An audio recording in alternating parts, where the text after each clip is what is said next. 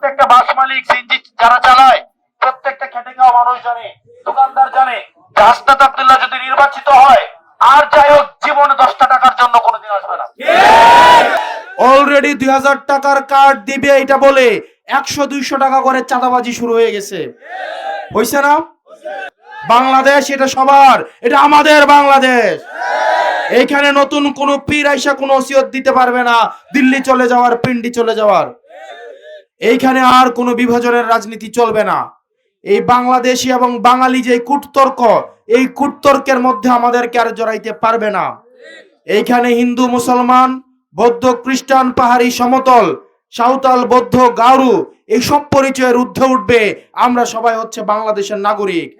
প্রত্যেকটা মানুষ বাংলাদেশের নাগরিক হিসাবে সমান মর্যাদা নিয়ে সেখানে বড় হবে। এবং আমরা যেই সুবিধা দেই না কেন, দিন শেষে বাংলাদেশের প্রধান এবং প্রথম সমস্যা হচ্ছে দুর্নীতির সমস্যা। আপনি যতই নতুন সম্পদ উৎপাদন করেন, যতই নতুন সমস্যার যতই সম্ভাবনা উৎপাদন করেন না কেন, দিন শেষে যদি আপনি দুর্নীতি প্রতিরোধ করতে না পারেন, যদি আপনি চাঁদাবাজ নির্মূল করতে না পারেন, তাহলে 2000 টাকার কার্ড নেওয়ার জন্য তখন 3000 টাকার ঘুষ দিতে হবে।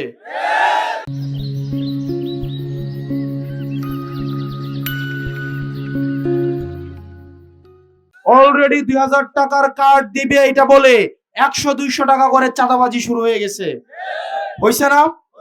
এই কারণে আপনি যেই রাজনৈতিক দলই করেন না কেন, যেই সমস্যার সমাধান আপনি নিয়ে আসেন না কেন, আপনাকে অবশ্যই আপনার দুর্নীতি প্রথমেই হচ্ছে দমন করতে হবে, ঋণ খেলাপিদেরকে দমন করতে হবে। আপনি যদি শিয়ালকে নিয়ে মুরগি আপনার নিরাপত্তার অভিযানে নামেন, আপনার এই মুরগির নিরাপত্তার অভিযানকে আমরা সন্দেহের চোখে দেখি। আপনি ঋণ খেলাপিদেরকে নিয়ে আপনি জনগণের সম্পদ বাঁচানোর যে আপনার প্রচেষ্টা, সেই প্রচেষ্টাকে আমরা সন্দেহের চোখে দেখি। যারা বাংলাদেশ ব্যাংকগুলোকে লুট করেছে, যারা জনগণের কর্মসংস্থানকে যারা হচ্ছে নাই করে দিতে চেয়েছে, যারা বাংলাদেশি সম্পদ বিদেশে পাচার করে দিয়ে নিজের সন্তানের নিরাপদ জীবন নিশ্চিত করেছে, আজকে দেখা গিয়েছে রাজনৈতিক পট পরিবর্তনের কারণে সেই সব সুবিধাবাদীরা আবার দেশে ফিরে এসেছে। আবার দেখা যাচ্ছে তারা আবার নতুন করে ব্যাংক খেয়ে দেওয়ার জন্য, ব্যাংক ডাকাতি করার জন্য এই রাজনৈতিক দলের ছত্রছায়ায় এসে আবার তারা নতুন ভাবে প্রস্তুতি নিচ্ছে। আর এই ঋণ খেলাপিদেরকে আবার দেখা যাচ্ছে বিভিন্ন রাজনৈতিক দল নির্বাচনের মনোনয়ন ফর্ম দিচ্ছে। যেসব রাজনৈতিক দল এই ঋণ খেলাপিদের, ব্যাংক চোরদের, এই ব্যাংক ডাকাতদের, যারা আপনার আমার টাকা ব্যাংক থেকে মেরে দিয়ে যারা বিদেশে বেগম পাড়া বানিয়েছে, তাদেরকে নির্বাচনের টিকিট দিয়েছেন, ইতিমধ্যেই জনগণ আপনাদেরকে চিহ্নিত করেছে। আগামী 12 তারিখ ইনশাল্লাহ ভোটের মাধ্যমে আপনাদেরকে প্রত্যাখ্যান করবে। এবং এই নির্বাচনের পর আবার রাজনীতি করবেনও না, এবং বিচার বসার জন্য আপনারা আসেনও না।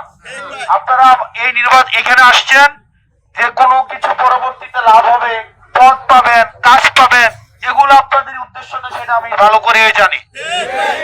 বেশিরভাগ সবার বেশিরভাগই উদ্দেশ্য এটা, আমাকে ভালোবেসে আসছেন, এই 10 দলীয় জোটকে ভালোবেসে আসছেন, আপনারা ইনসাফের জন্য আসছেন, আপনারা আজাদির জন্য আসছেন, আপনারা সার্বভৌমত্ব রক্ষার জন্য আসছেন, আপনারা একটা মাদক মুক্ত সমাজ গড়ার জন্য আসছেন, আপনারা চাঁদাবাজ মুক্ত একটা সমাজ করতে আসছেন, ঋণ খেলাপি মুক্ত একটা বাংলাদেশ গড়তে, যারা ব্যাংকের টাকা মেরে দেয় তাদেরকে উৎখাত করার জন্য, যারা ব্যাংকের টাকা মেরে দিয়ে যারা নির্বাচনকে একটা মানি মেকিং উপলক্ষে হিসেবে নেয় তাদেরকে উৎখাত করার জন্য।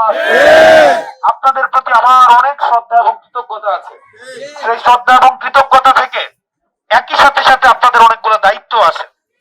নাম্বার 1 দায়িত্ব, আপনারা এখানে যারা আছেন প্রত্যেকের পরিবার আছে না? পরিবার তো আছে নাকি? এখানে প্রত্যেকটা মানুষ আপনারা 10 জনের করে ডেলি দায়িত্ব নেন। কয়জন? কয়জন? কয়জন? প্রত্যেক দিন প্রত্যেকজন অন্তত 10 জনের কাছে আমার সালামটা পৌঁছাবেন। পারবেন না?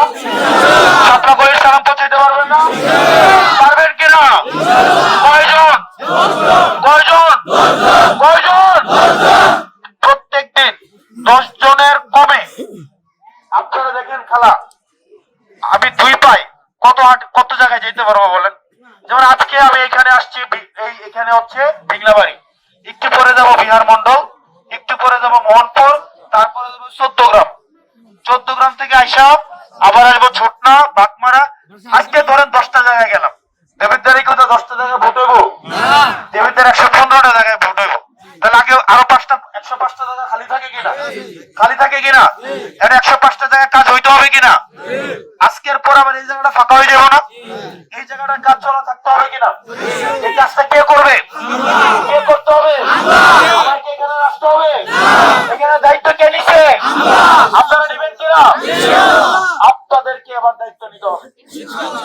আপনাদেরকে দায়িত্ব নিতে হবে, প্রত্যেকটা ঘরে ঘরে আপনাদেরকে দায়িত্ব হবে। এবং ইতিমধ্যে বিদেশ থেকে আপনাদের নিশ্চয়ই ফোন দিয়ে বলে আমাকে ভোট দেওয়ার জন্য, নিশ্চয়ই যারা সরকারি চাকরি করে, বিভিন্ন জায়গায় চাকরি করে, অবশ্যই আপনাদেরকে বলে ভোট দেওয়ার জন্য। এখানে যারা ব্যবসায়ী আছে তারা জানে, এখানে প্রত্যেকটা ব্যবসায়ী, এখানে প্রত্যেকটা খেটে খাওয়া মানুষ, প্রত্যেকটা বাস মালিক, সিএনজি যারা চালায়, প্রত্যেকটা খেটে খাওয়া মানুষ জানে, দোকানদার জানে যে হাসনাত আব্দুল্লাহ যদি নির্বাচিত হয়, আর যাই হোক জীবনে 10টা টাকার জন্য কোনোদিন আসবে না। হয়তো অন্য পার্টি করে, অন্য পার্টির প্রোগ্রামে যাবে, অন্য পার্টির মার্কা নিয়ে মিছিল দিবে, কিন্তু গোপনে এসে আমাকে ভোট দিবে ইনশাআল্লাহ। কারণ জানে আমাকে দিয়ে আর যাই হোক সম্ভব, কিন্তু আমাকে দিয়ে কোনোদিনও চাঁদাবাজি, টেন্ডারবাজি, দুর্নীতি আমার দ্বারা কোনোদিনই সম্ভব না।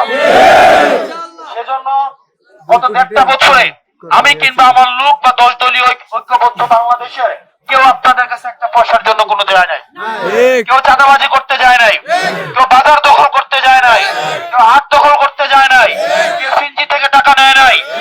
আমরা আমাদের জায়গা থেকে যারা বেকার, যারা কর্ম করে খায়, যারা রেমিটেন্স যোদ্ধা, যারা নেতা বানায়, এবার এই রেমিটেন্স যোদ্ধা যারা কর্ম করে খায়, যারা কারখানাতে কাজ করে, তাদের থেকে এবার নেতা নির্বাচিত হবে ইনশাআল্লাহ। সেজন্য আপনাদেরকে কাজ করতে হবে। আপনারা যদি নেতাদের কাছ থেকে শুধু চান কিন্তু ভোটের আগের দিন টাকার কাছে বিক্রি হয়ে যান, তাইলে কিন্তু লাভ হবে না। আপনারা কি আবার টাকার কাছে বিক্রি হবে? টাকা নিয়ে কেউ আসলে তাকে বাড়িতে জায়গা দিবেন? বাড়িতে জায়গা দিবেন? আপনারা এখানে যে আছেন, আপনারা সবাই, আপনারা তো বাজার করেন, এখানে বিংলাবাড়ির মানুষ করেন না? করেন কিনা? সিএনজিতে উঠতো 3টা সিএনজি থেকে একটা সিএনজিতে ওঠেন কিনা? সেই জায়গায় 5টা টাকা কম পান, ওই সিএনজিতে ওঠেন না? 1 কেজি আলু কিনলেও 3টা দোকান ঘুরেন কিনা? 1 কেজি আলু কিনলো 3 বার বাসা দিয়ে লোন কিনা? একটা আলু কিনলে 1 কেজি আলু যদি নষ্ট হয়, কয়টা আলু নষ্ট হবে? 20 টাকার আলু। 20 টাকা বাঁচানোর জন্য আমরা 5 মিনিট হাঁটি না? 20 টাকার আলু বেচাই তো 20 টাকা যেন নষ্ট না হয়, আমরা 3টা দোকান ঘুরে কিনা? ঘুরে কিনা? কিন্তু যে লোকটা আগামী 5 বছরের জন্য আপনার দায়িত্ব নেবে, যে লোকটা 5 বছর আপনার শিক্ষা, স্বাস্থ্য, অবকাঠামোগত, ব্যবসা বাণিজ্য, আপনার নারীদের নিরাপত্তা, পুরুষদের কর্মসংস্থান, নারীদের কর্মসংস্থান সহ দেবিদ্বারের সবকিছুর দায়িত্বে যিনি থাকবেন, আইন প্রণয়নে যিনি থাকবেন, তাকে নির্বাচনে কি আমরা ততটা সচেতন থাকি যতটা সচেতন 1 কেজি আলু কেনার ক্ষেত্রে থাকে? আপনারা কি থাকেন? এই বছর থাকবেন কিনা? এই বছর থাকবেন কিনা? এই বছর থাকবেন কিনা? আপনারা সবাই এক একটা হাসনাত হইতে হবে। মসজিদ, মাদ্রাসা, স্কুল, কলেজ, হাট, বাজার, বাড়ি, গাড়ি, প্রত্যেকের বাড়িতে বাড়িতে এই শাপলাকলির দাওয়াত ইনশাআল্লাহ পৌঁছাতে হবে। পারবেন কিনা? পারবেন কিনা? প্রত্যেকদিন আত্মীয় স্বজনদেরকে ফোন দিতে হবে, বাড়ির মানুষদেরকে বলতে হবে, ঘরে ঘরে আমার নারী বোনরা যারা আছেন প্রত্যেকে আপনারা ঘরে ঘরে আপনারা প্রত্যেকেই বাড়ি বাড়ি গিয়ে আপনারা পায়ে হেঁটে আপনার এই সন্তানের জন্য আপনারা ভোট চাইবেন। আপনাদের এইবারের প্রথম ভোট আপনার সন্তানের পক্ষে হোক। এইবারের প্রথম ভোট ঋণ খেলাপিদের বিপক্ষে হোক। এইবারের আপনাদের ভোট ব্যাংক ডাকাতের বিপক্ষে হোক। এইবারের আপনাদের ভোট সংস্কারের পক্ষে হোক।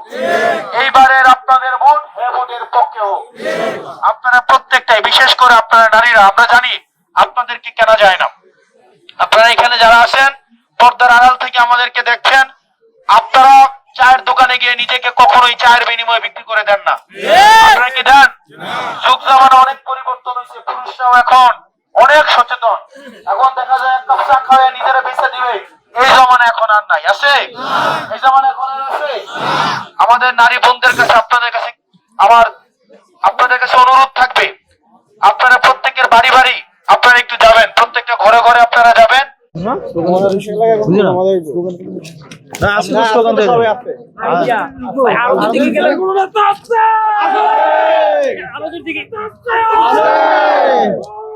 মুরব্বীদের সামনে দাও, মুরব্বীদের সামনে দাও।